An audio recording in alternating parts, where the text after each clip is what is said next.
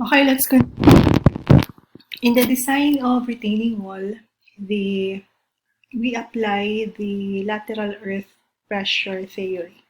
So basically, in the case of cantilever wall, the use of Rankine earth pressure theory for stability check involves the drawing of a vertical line AB through point A located at the edge of the heel to the base slab.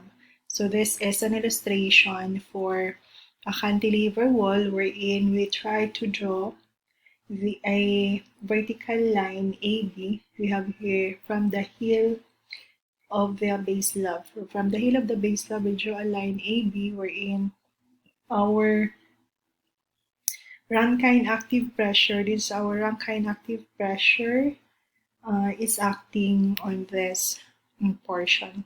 So this is to check, this is used for stability checking. So the Rankine active condition is assumed to exist along the vertical plane AB. So the Rankine assume that it exists on the vertical line AB. Rankine active pressure equation may be used to calculate the lateral pressure in the face AB of the wall. So in the analysis of the wall stability, the force piece of A, this force piece of A, the weight of the soil above the heel, the weight of the soil is the weight of the soil above the heel, and the weight of the concrete all should be taken into consideration. So the weight of the concrete, the weight of the soil above the heel in the Rankine earth pressure, which is assumed to be acting on line AB, are taken into consideration in the analysis. So the assumption for the development of the Rankine active pressure along the soil face AB is theoretically correct if the shear zone bounded by line AC is not obstructed by the stem of the wall. So our angle, this angle wherein the angle that is between line AB and line AC. Line AC is our the line that bound our shear zone. So this angle is our eta, which is equivalent actually to this equation. So this is the expression that you're going to use, or the equation that you're going to use to solve for eta. So a similar type of analysis may be used for gravity wall. So this is a gravity wall, similar analysis that you're going to apply. However, Coulomb active pressure theory may also be used.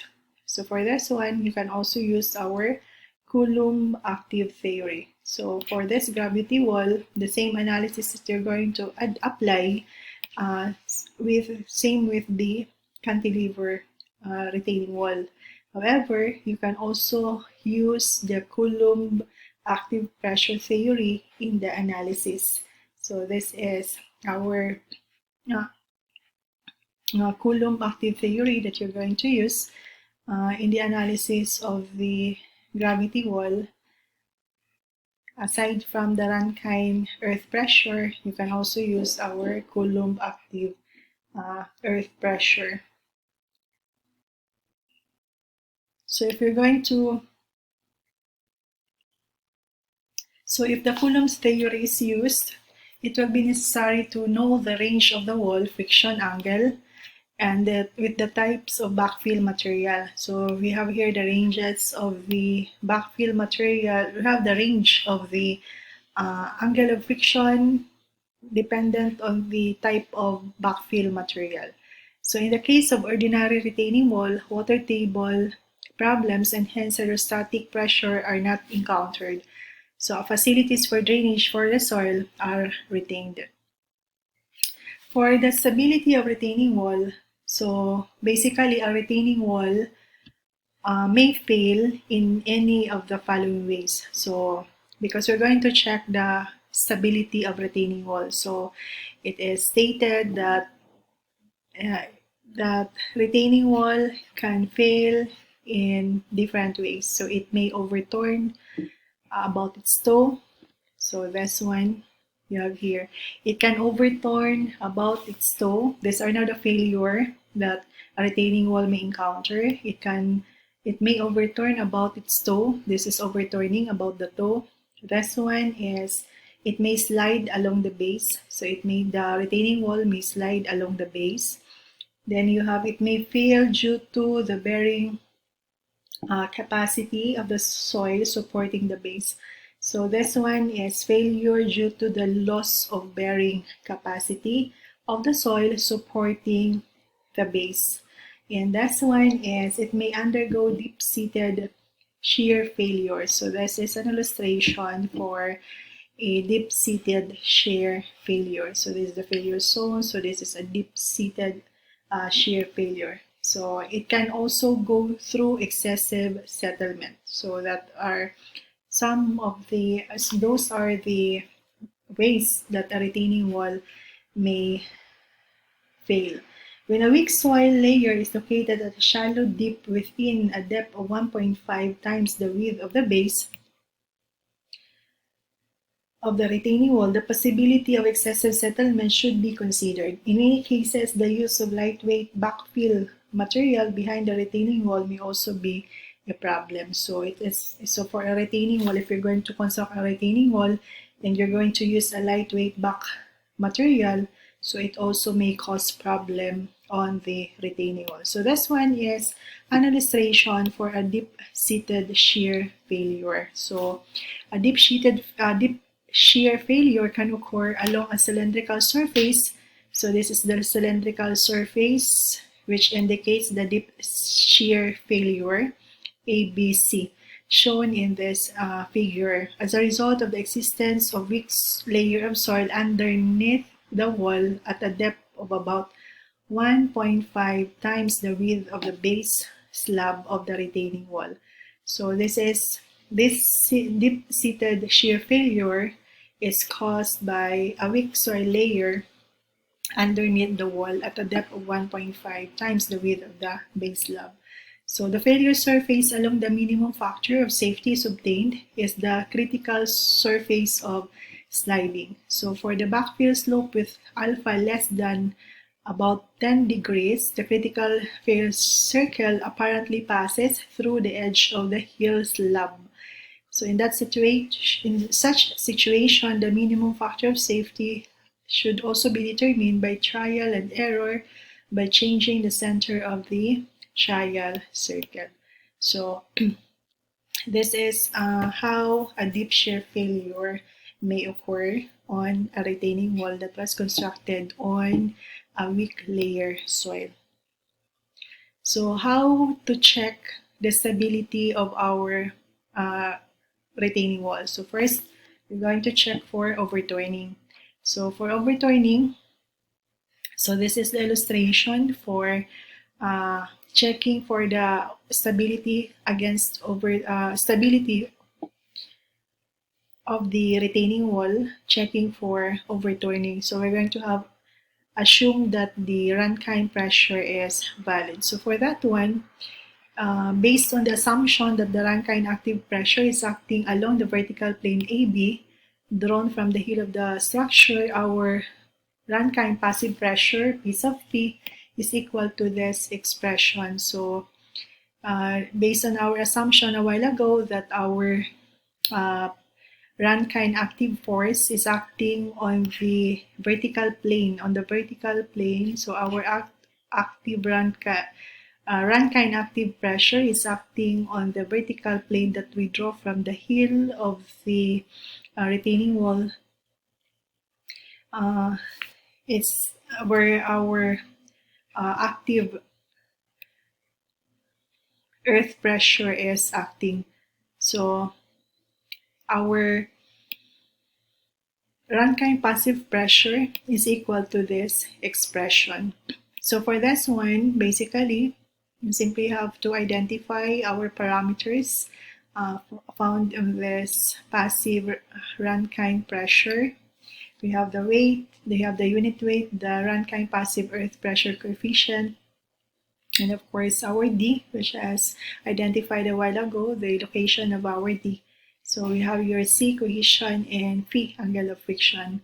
So if you're going to check the factor of safety against overturning above the toe, so we're going to have this factor of safety against overturning is equal to the summation of the moments of forces tending to resist overturning about point C all over the summation of the moment of forces tending to overturn about point C.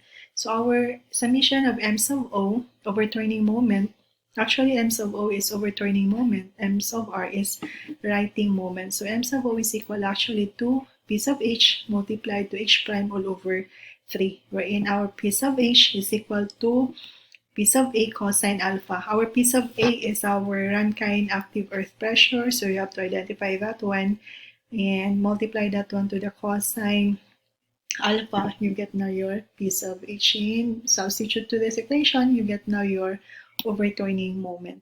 Now to calculate for our righting moment, we're going to have this procedure. So basically from our previous learning, from our previous discussion, we're going to divide the retaining wall into section, basically so that we could obtain the weight, we could identify the weight and the moment about a certain point. For this one, about point C, and summation of that moment is now our righting moment. So for this one, this is an illustration for our retaining wall. So for this tabulation, this is the retaining wall that was used. So basically, how many sections can we have here? So divide this into section. Of course, this is a regular shape, so divide into sections. So you're going to have 1 because you have the weight of the soil that is acting on the retaining wall. This one, we have an inclined backfill, so this would be 2. Then this one, you have 3, 4, 5, and 6. So you have 6 sections. So, and after you have sectioned that one, identify the area for each section. Then, after you have identified the area for a section, you're going now to get the weight. You multiply the area times the unit weight of the concrete or the unit weight of the soil. So for this one, 1 and 2, unit weight of the soil. 3, 4, and 5, and 6, unit weight of the concrete. Then identify the moment arm, that is the distance from the centroid of each section towards the reference point, which is point C. Then you multiply your distance or the moment arm from this, you multiply the moment arm that you have identified to the weight, and you can now obtain the moment about point C. Then after you have obtained the moment about point C, you try to summation this one, and you have now your righting moment. To calculate, of course, after you have computed for the righting moment that was presented in our table, basically, we have to take note that the force P sub B also contribute to the resisting moment. So the P sub V is a vertical component of the active force P sub A. So that is given by this equation. So the moment of the force P sub V about point C is equal to this equation, so that you can compute for the moment of the force P sub V. Afterwards, you can compute now for once you have now the value for the summation of the righting moment, you can compute now for the factor of safety against overturning. You simply have to sum up all the moment that you have computed and divide that to this expression, and the resultant for the factor of safety against overturning must be greater than the usual minimum desirable value of the factor of safety, which is for overturning, that is 2 to 3.